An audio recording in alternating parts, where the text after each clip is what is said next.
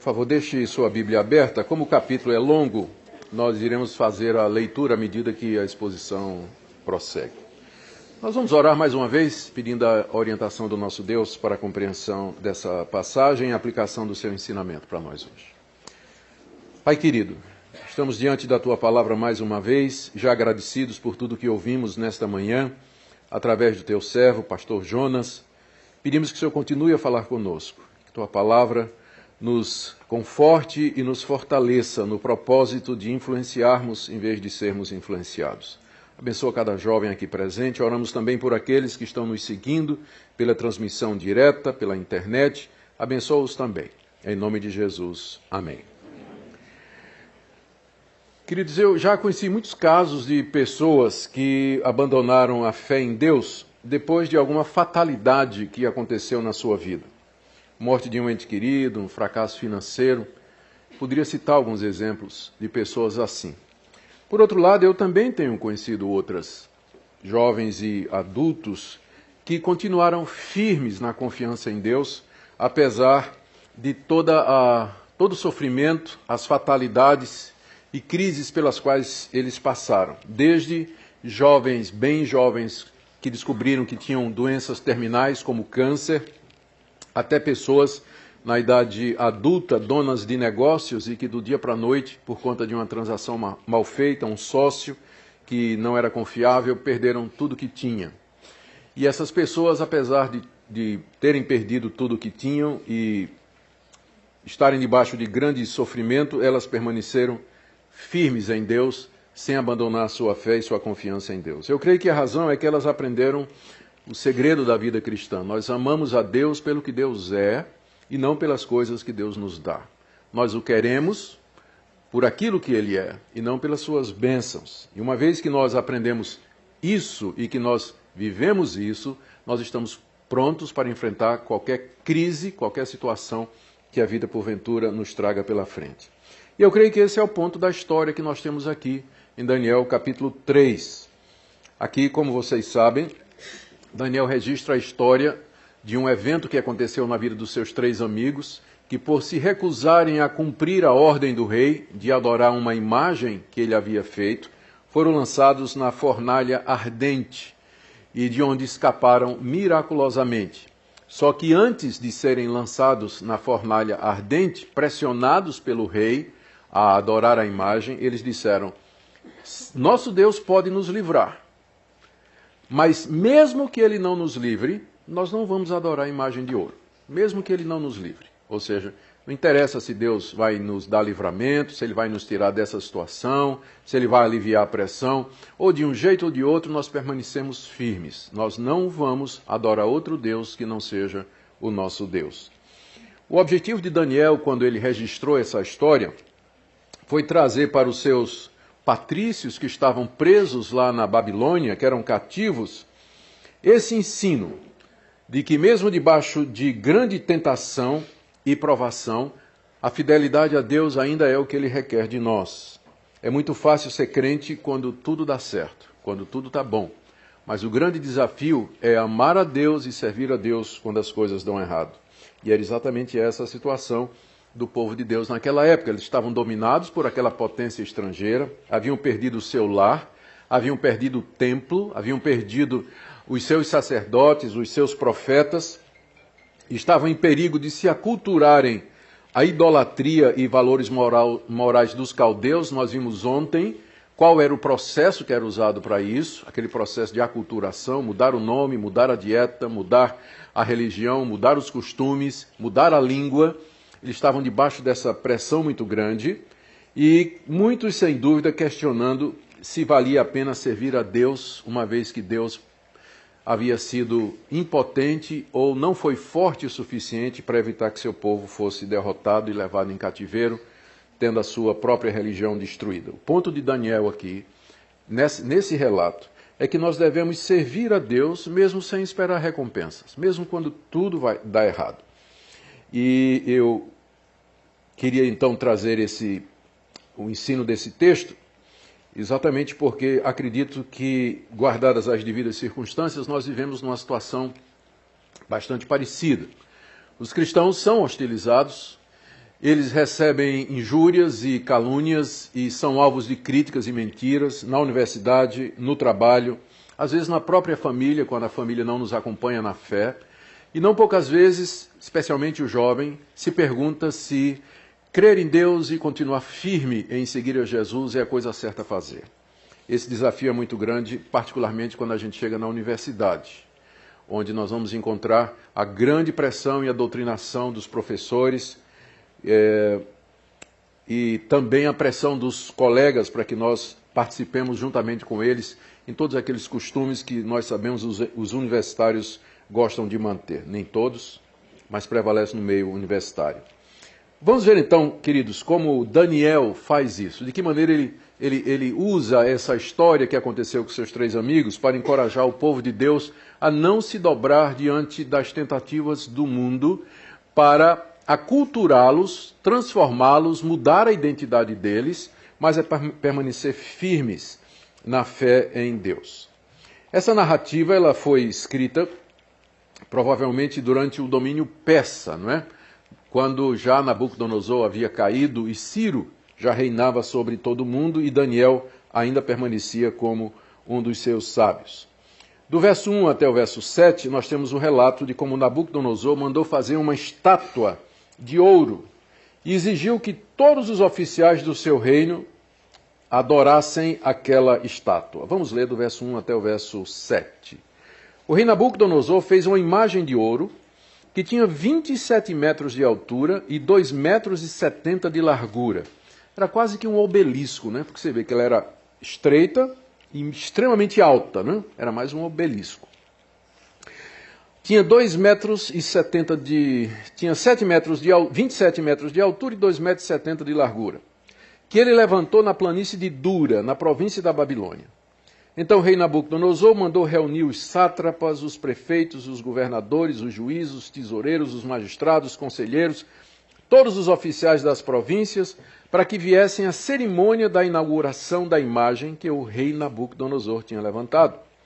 Então se reuniram os sátrapas, os prefeitos, governadores, os juízes, os tesoureiros, os magistrados, os conselheiros e todos os oficiais das províncias para a cerimônia de inauguração da imagem que o rei Nabucodonosor tinha levantado. E ficaram em pé diante da imagem que Nabucodonosor tinha levantado. E nisso o arauto proclamou em alta voz: ordena-se a vocês, pessoas de todos os povos, nações e línguas, que no momento em que ouvirem o som da trombeta, da flauta, da harpa, da cítara, da lira, da gaita de foles e de todo tipo de música, vocês se prostrem e adorem a imagem de ouro que o rei Nabucodonosor levantou. Quem não se prostrar e não adorar, será no mesmo instante lançado na fornalha de fogo ardente. Assim, quando ouviram o som da trombeta, da flauta, da harpa, da cítara, da lira e de todo tipo de música, pessoas de todos os povos, nações e línguas se prostraram e adoraram a imagem de ouro que o rei Nabucodonosor tinha levantado. Aqui o rei faz esta inauguração da estátua de ouro que ele tinha levantado, aquele obelisco gigantesco, não é? E ele então chama toda a sua administração. Note que também estavam representantes de todas as províncias, ou seja, de todos aqueles povos que Nabucodonosor havia conquistado. Eles são mencionados diretamente aí no verso 4, né? Quando o arauto proclama em alta voz: ordena-se a vocês, pessoas de todos os povos, nações e línguas. Então não era só a administração do rei, mas os representantes de todas aquelas nações que estavam debaixo do domínio de Nabucodonosor. Os estudiosos acham que isso aqui foi cerca de 19 anos depois do sonho que Nabucodonosor teve e que está no capítulo 2, que eu quero ver com vocês. Por que 19 anos? Porque mais ou menos 19 anos antes disso aqui, porque mais ou menos nessa época, Nabucodonosor havia conquistado a Síria. Ele tinha voltado de uma incursão vitoriosa, incursão militar na Síria, e seria então mais um motivo de celebração. Então, os historiadores fazem esse cálculo. No capítulo 2, que não faz parte da nossa série, tem aquela conhecida história de quando Nabucodonosor teve um sonho e ele acordou muito perturbado com aquele sonho. Primeiro, ele sabia que tinha tido um sonho, mas não lembrava o que era. E segundo, ele lembrava que o sonho tinha algum significado e ele não tinha a menor ideia do que era. Então ele fez uma coisa extremamente razoável. Ele chamou os sábios, chamou os magos, os caldeus, os adivinhos e disse: olha, eu tive um sonho e eu quero saber que você... eu quero que vocês me digam qual foi o sonho e qual o significado dele. Bastante razoável, né? E se vocês não me disserem, então eu vou mandar matar todos vocês e destruir a casa de vocês. E vocês têm 3 dias para fazer isso. Tocou o horror lá, porque ninguém, né, tinha a menor ideia do que tinha acontecido. E aí, então, os guardas, para cumprir a ordem do rei, chegaram para Daniel, para prender Daniel. Daniel era um dos conselheiros do rei. E ele perguntou: mas o que está acontecendo, né? E aí o chefe da guarda explicou. E Daniel disse: não, dá um tempinho aqui, nós vamos orar. Aí chamou seus 3 amigos, eles oraram, e à noite Deus revelou a Daniel o sonho de Nabucodonosor e lhe deu o significado. E aí trouxeram Daniel apressadamente diante do rei, porque o prazo já estava esgotando, e o rei perguntou: você tem condição de me revelar isso aí? E Daniel disse: eu não tenho, mas há um Deus nos céus que conhece os mistérios. E ele revelou a você, rei, o que é que vai acontecer. Aí Daniel contou o sonho que o rei tinha tido.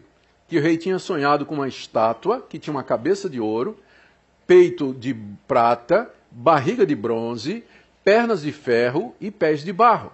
E que havia dominado todas as nações do mundo. E de repente, da rocha, da montanha, sem mãos, foi cortada uma rocha, que foi jogada nos pés da estátua, e ela veio se desmoronando e caiu, e aquela rocha encheu toda a terra. Esse foi o sonho. E a interpretação que Daniel deu a Nabucodonosor do sonho foi de que ele era a cabeça de ouro. Tu, ó rei, és a cabeça de ouro. Tu és rei dos reis. Deus te deu domínio sobre tudo e todos. Depois de ti virão outros reinos que não serão tão fortes como os teus, como o teu, se referindo aos medos e persas e posteriormente ao Império Romano, né, que se seguiu, os medos, persas e o Império Romano, que se seguiam, aliás, entre eles tinha o Império de Alexandre o Grande, não é? o Império Grego. Mas depois desses reinos, Deus levantará o seu reino que não terá fim e vai encher toda a terra, se referindo à chegada de Jesus Cristo e à inauguração do reino de Deus. Aparentemente, Nabucodonosor não entendeu a lição.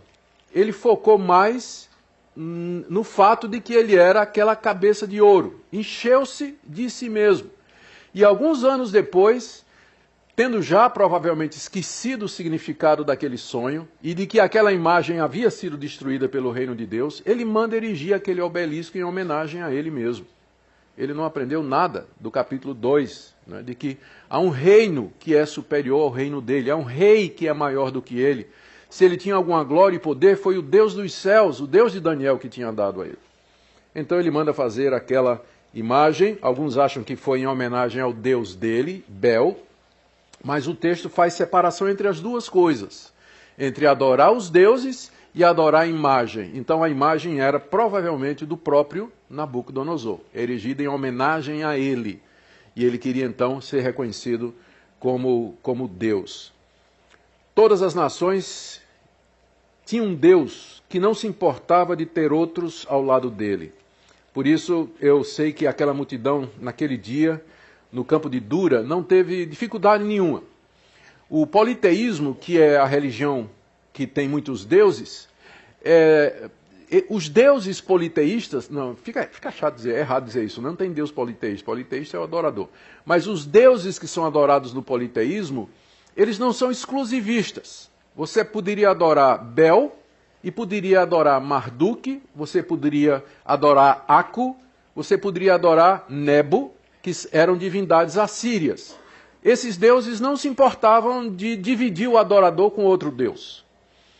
O único Deus no Antigo Oriente que era exclusivo era Yahvé. Yahvé não admitia que o seu adorador o dividisse com outro Deus. Tinha que ser ele mesmo. Então era o monoteísmo. A religião dos judeus era monoteísta. De todos os demais povos era politeísta. Então essa ordem aqui, para que aqueles povos de muitas religiões diferentes se curvassem diante da imagem do imperador e adorassem os seus deuses, era só acrescentar mais um deus à lista de deuses que eles já adoravam. Mais um santo, né? A lista de santos que eles já tinham. Não tinha problema nenhum. Mas era um problema para os judeus, isso aqui. Era um problema para os judeus. Bom, de qualquer forma, o rei faz aquela estátua de ouro, mostra que ele continua idólatra, né? Ele não aprendeu nada do que Daniel tinha dito a ele. Pior do que isso, ele quer ser Deus. E faz uma festa de inauguração no campo de Dura. Esse campo fica a cerca de 10 quilômetros do centro de Babilônia. E ele, como nós vimos, convida toda a sua administração, autoridades, representação dos povos, e aí vem o momento em que, ao som da música, todos deveriam se ajoelhar diante da imagem do ídolo, né, daquela estátua que ele tinha feito, e adorar sob pena de morte. Sob pena de morte. Aqui está dizendo, a ordem do rei é que aquele que não se prostrar, estou lendo no verso 6, será no mesmo instante lançado na fornalha de fogo ardente. Nabucodonosor era muito cruel, ele gostava de matar as pessoas, mas ele tinha um gostinho pela fornalha ardente.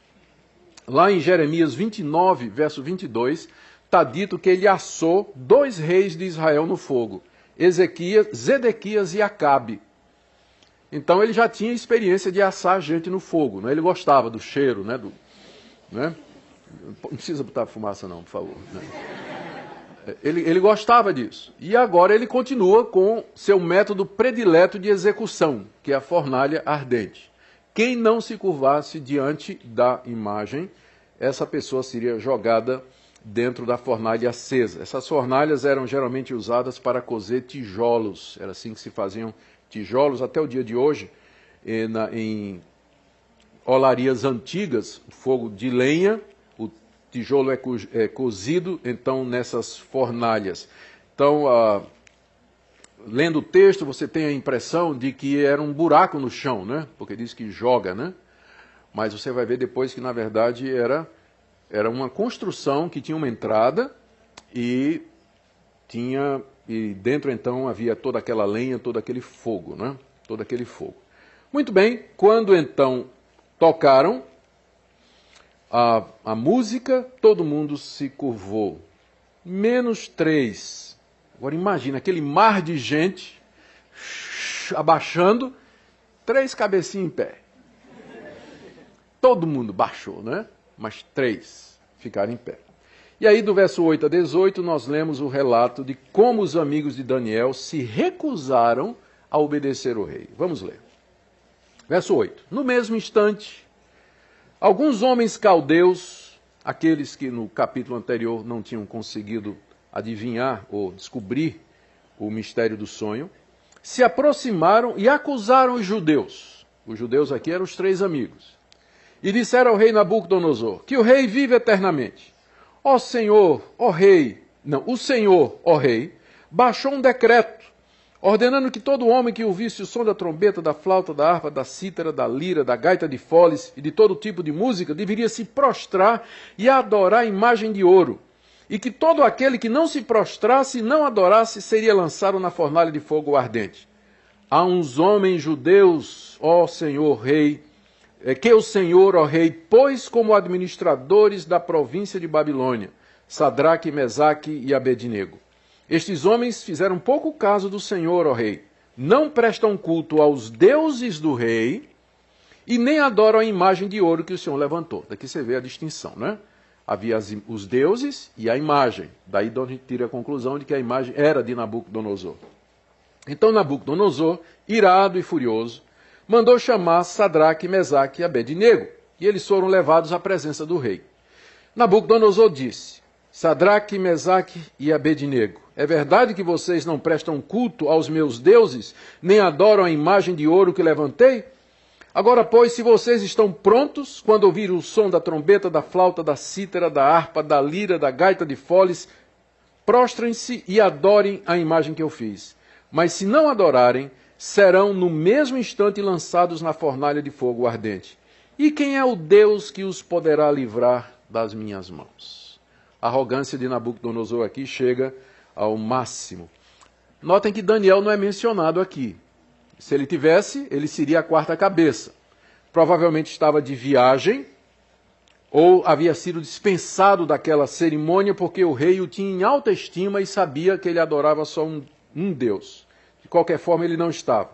Mas os 3 amigos haviam tomado posição que seria a mesma posição de Daniel. Vocês lembram desses 3 que tinham vindo como cativos, nós vimos no capítulo 1, eram jovens judeus, fiéis ao único Deus real, e haviam sido colocados por Nabucodonosor, depois daquele episódio, como administradores da província, capítulo 2, verso 49. A pedido de Daniel, o rei pôs Sadraque, Mesaque e Abednego como administradores da província da Babilônia, mas Daniel permaneceu na corte do rei.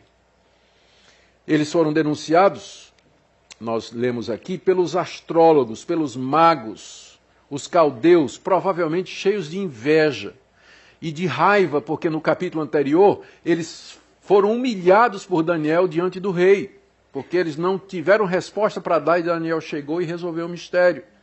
E guardaram no coração ressentimento, viram em Daniel um inimigo da posição deles e na primeira oportunidade que tiveram, partiram para acusar os amigos de Daniel. Eles estavam ressentidos. Quem sabe até essa lei tinha sido ideia deles, do tipo assim, rei, o senhor acabou de conquistar a Síria.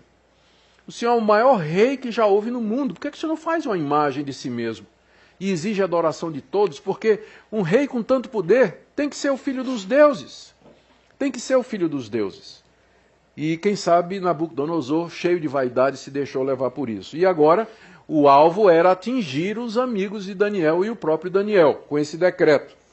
E chegou a hora, então, os caldeus vêm denunciar os 3 amigos e forçam o rei a cumprir a sua ordem. Queridos, e essa é uma das maneiras mais antigas e eficazes pela qual se tenta fazer influência sobre os cristãos, usando o Estado. O Estado passando leis, estabelecendo decretos, que vão contra aquilo que os cristãos creem e que acabam tirando a nossa liberdade de religião, liberdade de expressão e liberdade de consciência. Nós vivemos isso em alguma medida nos Estados Unidos, na Europa e também no Brasil. O mundo que antes foi cristianizado e absorveu os bons valores do cristianismo, hoje vê as próprias instituições que criou se voltarem contra o cristianismo.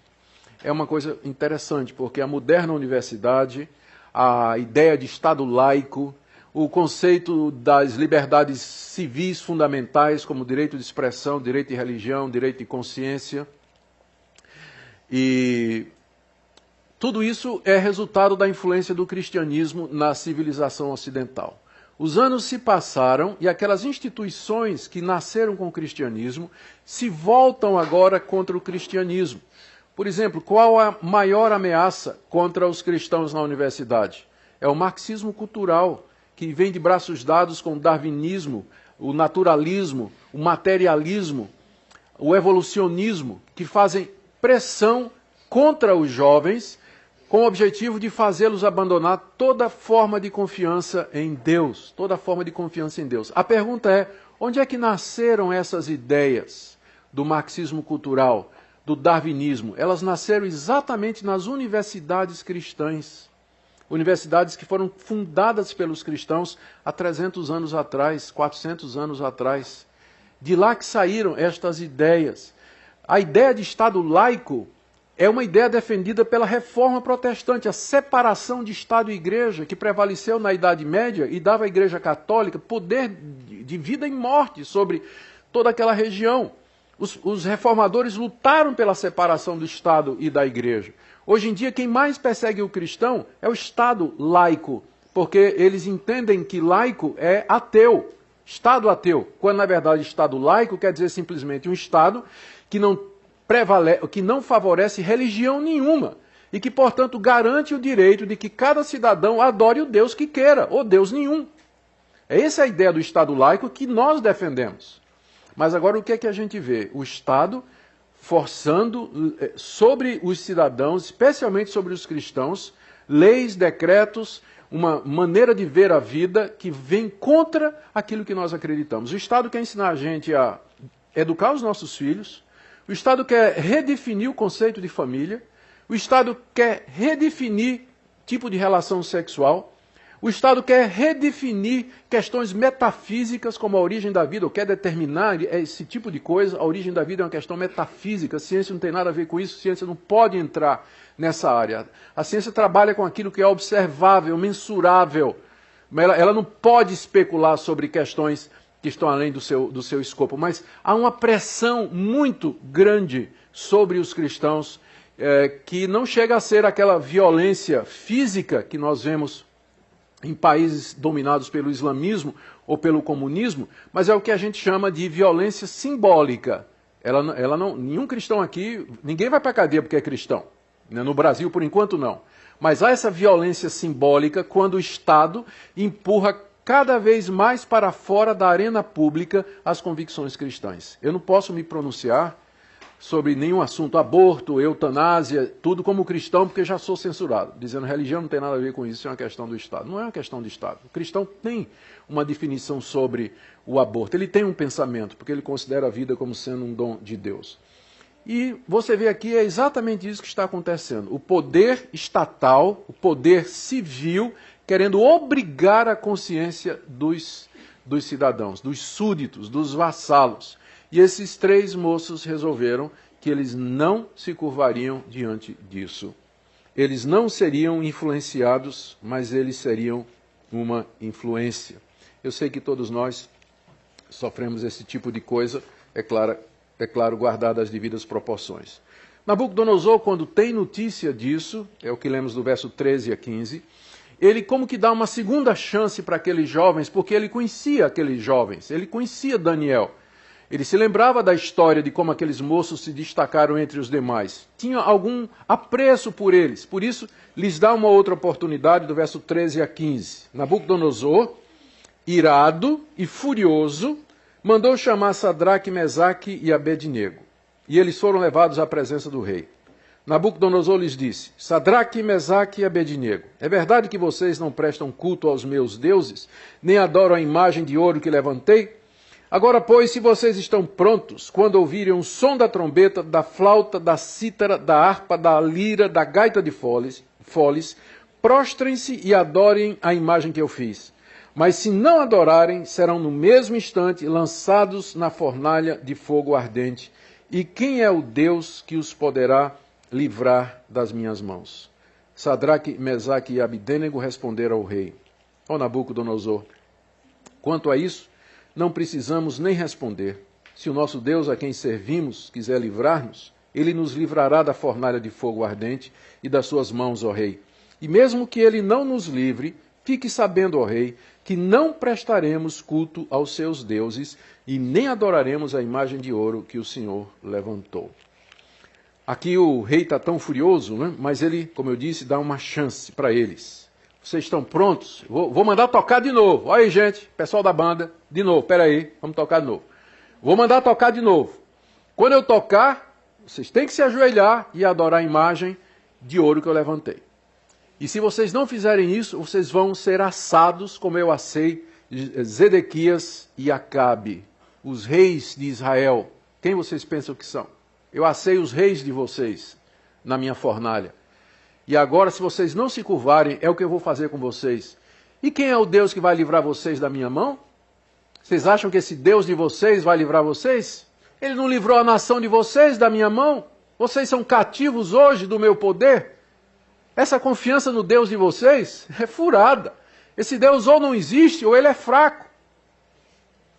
Ou ele não existe, ou ele é fraco. Não é essa pressão que vem sobre nós? Onde está o Deus de vocês? Diante do mal, da prevalência do mal, da violência, da crueldade. Não é? Esse Deus, por que ele não livra você? Por que ele não salva você? Por que ele não faz a diferença na sua vida? E a resposta daqueles moços, nós acabamos de ler, eles continuavam dispostos a não adorar a imagem. Não é? Eles adorariam o Deus de Israel. E eles disseram aqui que estavam dispostos a continuar fiéis a Deus, mesmo se Deus resolvesse não livrá-los. Olha, outra vez, eu penso que essa é a passagem central aqui, do verso 17. Se o nosso Deus a quem servimos quiser livrar-nos, ele nos livrará da fornalha de fogo ardente e das suas mãos, ó rei. E mesmo que ele não nos livre, fique sabendo, ó rei, que não prestaremos culto aos seus deuses. aqui está um dos versículos que a gente usa para dizer que a oração verdadeira, aqui é a verdadeira oração da fé. É a verdadeira oração da fé. Você precisa mais fé para orar dessa forma do que para dizer: Deus, eu decreto a minha libertação. Eu decreto que Nabucodonosor caia por terra agora. Em nome de Jesus, caia por terra. É preciso mais fé para você dizer isso aqui do que você decretar esse tipo de coisa. Porque aqui você se coloca totalmente dentro da vontade de Deus. Deus, se o Senhor quiser me livrar dessa fornalha, o Senhor vai me livrar. Mas se o Senhor não quiser me livrar, eu vou ser assado como Zedequias e Acabe. Mas ainda assim, eu continuarei fiel ao Senhor. Porque eu te sirvo e eu te amo, não pelo que o Senhor me dá, mas pelo que o Senhor é. O Senhor é o único Deus verdadeiro. E eu não me curvarei a outro Deus, não importa o que vier na minha frente. Eu penso que essa é a atitude, que é o ponto que Daniel está querendo passar aos seus leitores que estavam cativos na Babilônia, e eu creio que essa é a mensagem do capítulo 3 para nós. Que nós devemos nunca nos deixar influenciar em troca de benefícios materiais, mas confiar em Deus, ainda que isso nos custe nossa reputação, nosso conforto, nosso nome e tudo mais que aquilo que nós tivermos aqui nessa vida. Agora, veja que o que se pediu para aqueles moços não foi que eles abandonassem o Deus deles. Ninguém está pedindo aqui. Não, você tem que negar. Está pedindo só que você dê uma curvadinha. Ó, só isso, ó. Só isso, uma vez só.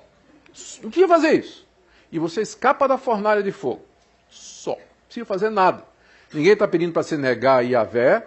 Ninguém está dizendo que você pare de adorar a ele. Só uma curvadinha diante da estátua, não é? Mas eles sabiam o que é que isso representava.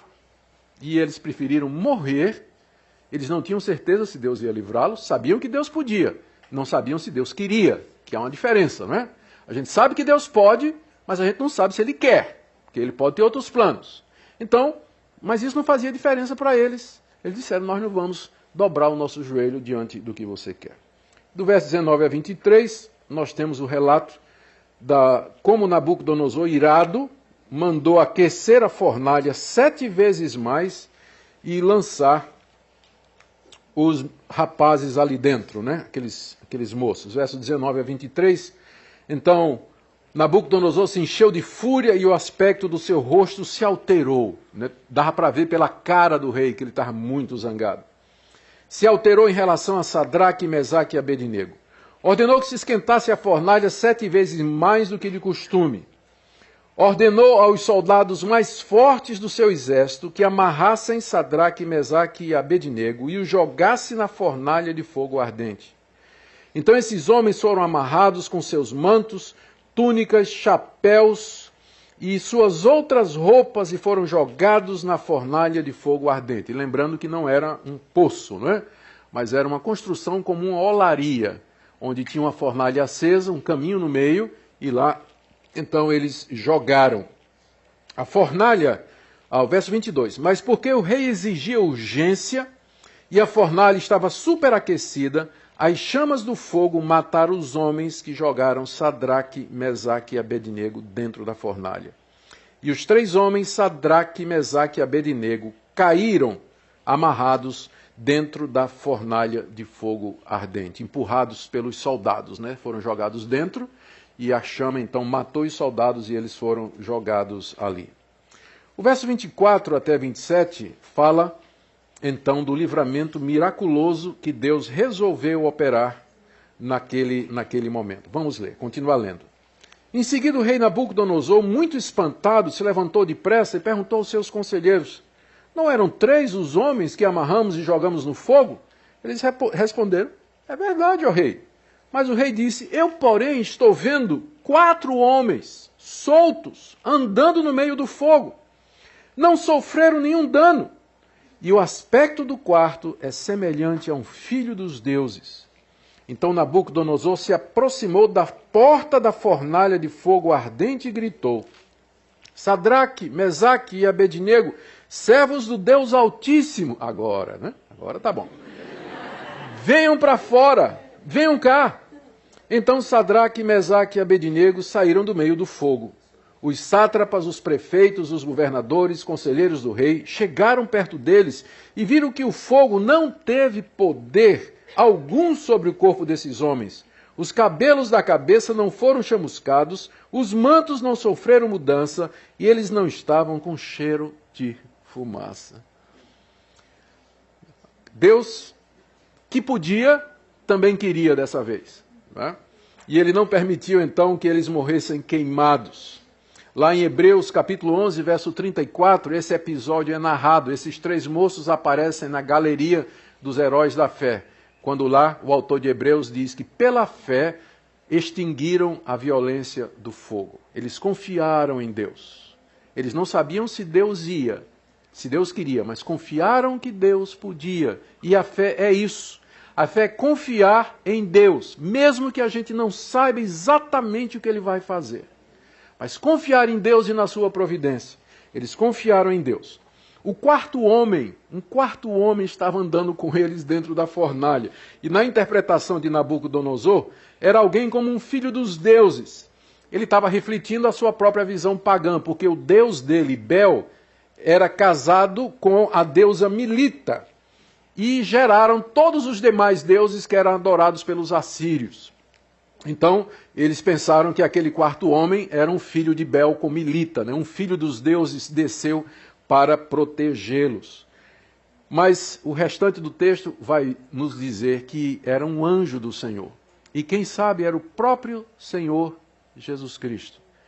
Há muitos eventos no Antigo Testamento em que o anjo do Senhor é enviado para salvar o povo de Deus. Em algumas vezes esse anjo, ele recebe adoração, ele é tratado como Deus. E alguns acham então que é uma cristofania, ou seja, uma manifestação de Cristo antes da sua encarnação. Eu não tenho dificuldade nenhuma em acreditar que o quarto homem, de fato, era filho, não dos deuses, mas o filho do Deus Altíssimo. Que o Senhor Jesus tinha descido ali e tinha andado desatou os nós, não é? Disse, vem cá, Sadraque, Azarias, né? Pode limpar aí. Né? Ficou com eles ali e nenhum mal lhes sucedeu. É interessante que na versão dos 70, na Septuaginta, que foi uma tradução do hebraico para o grego feita 150 anos antes de Cristo, se inseriu aqui no livro de Daniel a oração de Azarias e o cântico dos três jovens, que é mantido na Bíblia da Igreja Católica, não é? Que a gente considera um livro apócrifo. E é apócrifo mesmo.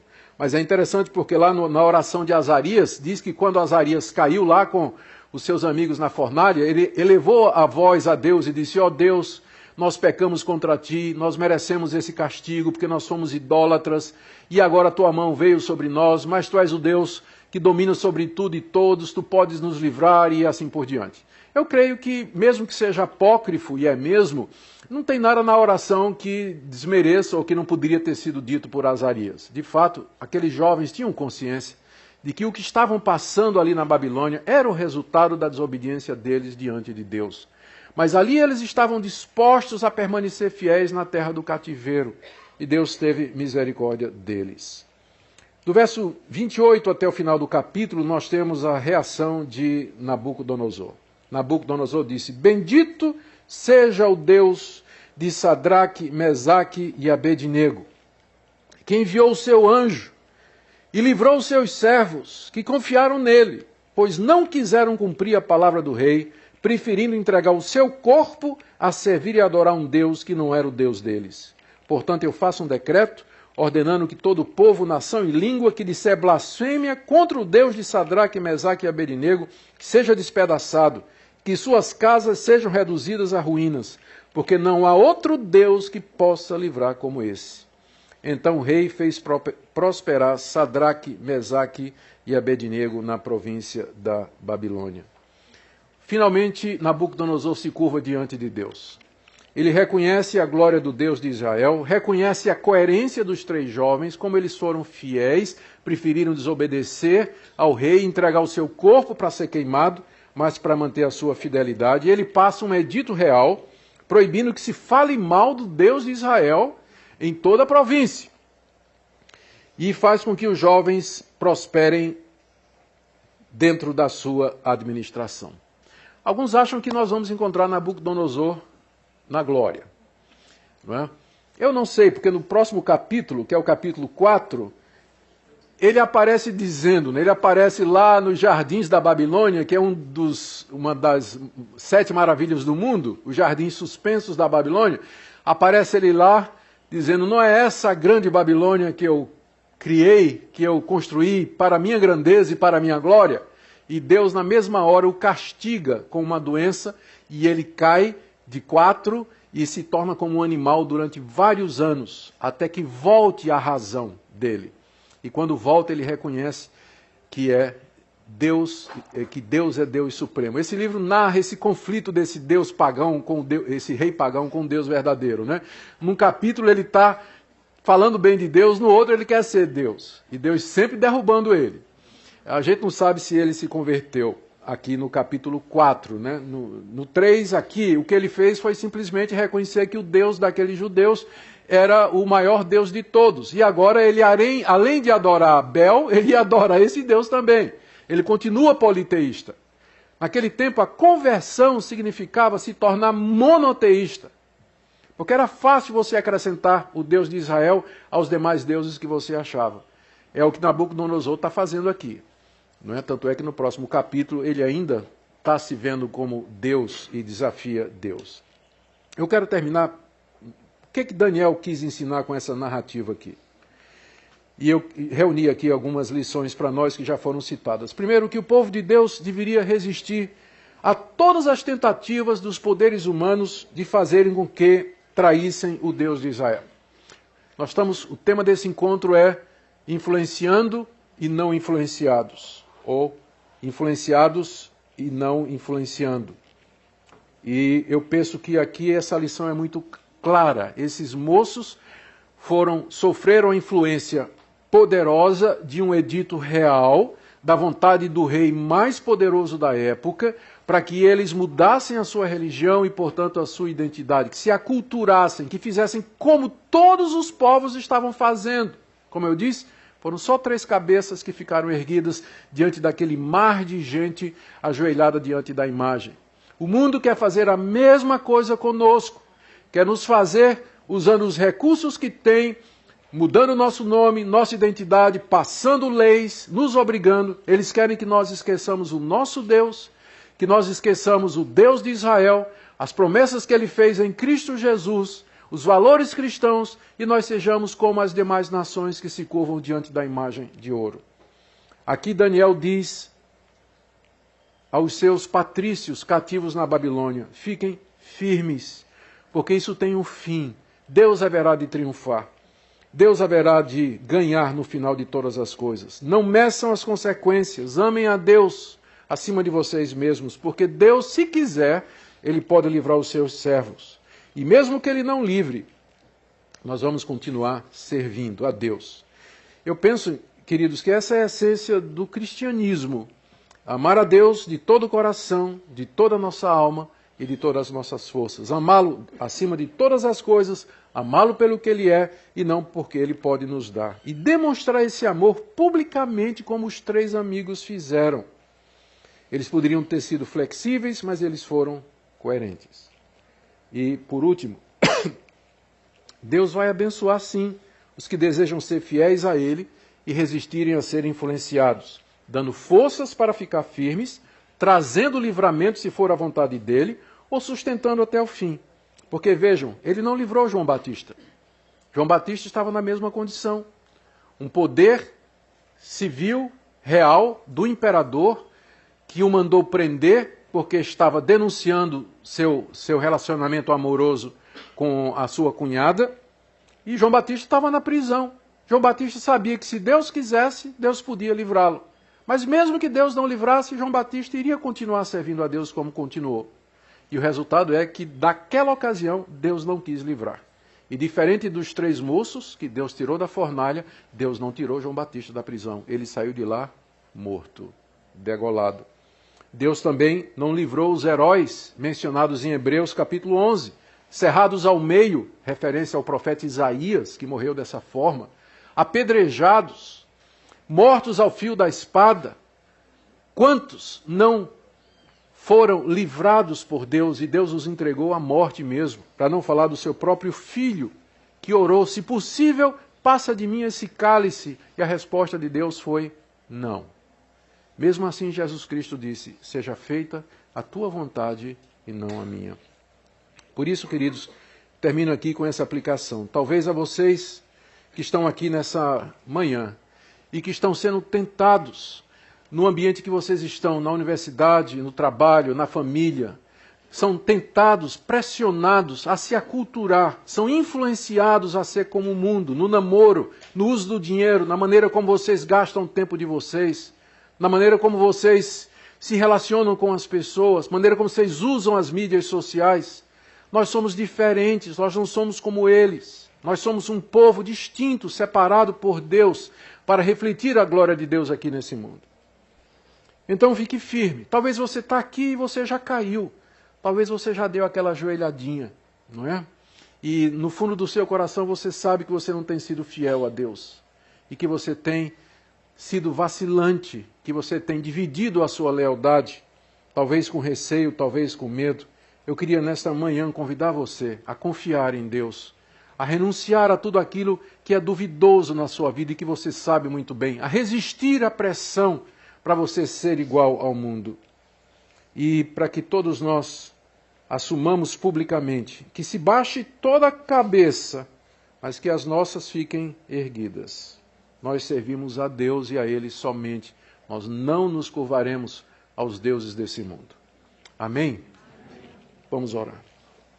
Ó Deus, nós não queremos ser influenciados pela sociedade que tem valores anticristãos, não queremos ser influenciados pelos nossos professores na universidade, que nos pressionam, ridicularizam, pelos amigos que fazem bullying quando nós dizemos que temos um padrão cristão de namoro, de relacionamento, sobre sexo. Pedimos, ó Deus, que o Senhor nos dê coragem para ficar firmes, enquanto ao nosso redor nossos amigos se dobram diante dos deuses desse mundo.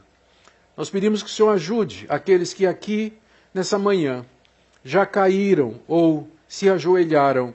Nós pedimos que o Senhor os levante, que o Senhor os perdoe, que o Senhor os transforme e dê coragem para dar testemunho do Deus vivo aqui nesse mundo.